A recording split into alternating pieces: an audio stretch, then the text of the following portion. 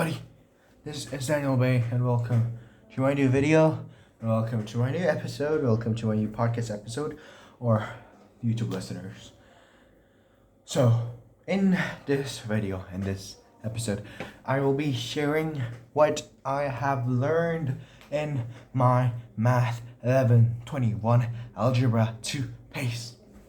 Let's go!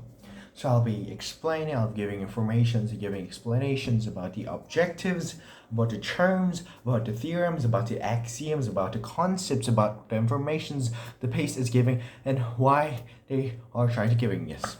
And I'll be a good teacher for you guys, okay? So in my Math 1121, I learned about addition theorem of cancellation. So what is it? What is addition theorem of cancellation?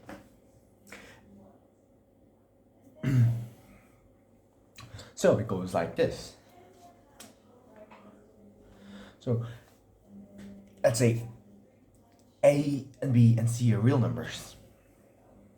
Then if A plus C is equal to B plus C, then A is equal to B plus B equal to C. So to prove this theorem, we reason from the given information, which we call the hypothesis. So the statement, hypothesis, which means that statement to be proved. And here the statement I've said, the hypothesis is A plus C and is equal to B plus C.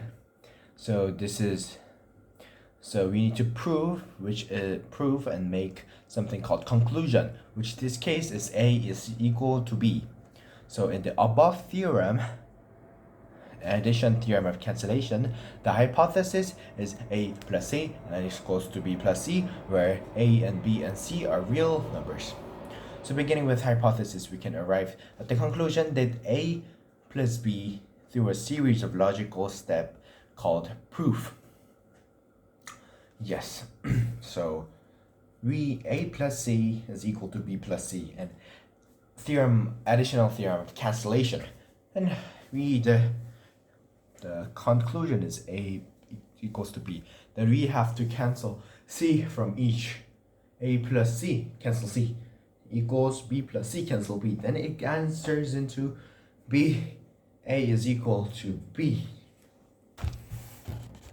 And next I'll be talking about the multiplication theorem of cancellation. Okay.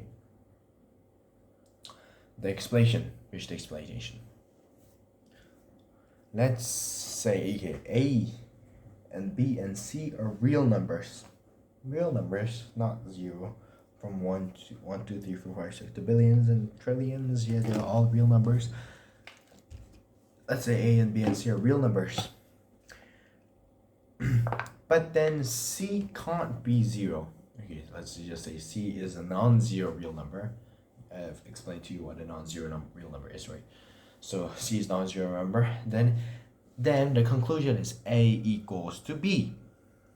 Okay, one more time. If A and B and C are real numbers, with C becoming a non-zero real number, then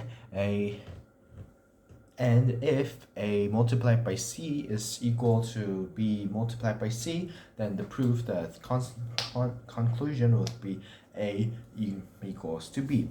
So, as the title, multiplication inverse of cancellation. A multiplied by C, we cancel the C, and B multiplied by C, we cancel the C. A multiplied by C cancel C is equal to B multiplied by C canceled C, so that ends in A is equal to C. That is how the term of multiplication theorem of cancellation is done. So there in statements there go with proofs such as other axioms and theorems like the multiplicative inverse and multiplication axiom of equality. They need help and supports from other theorems and axioms to make the conclusion. This is it for sharing what I have learned in my Math 1121 pace. And in conclusion, I've shared about addition and theorem of cancellation and multiplication theorem of cancellation. And thank you, and let's see you in my next episode. Bye bye.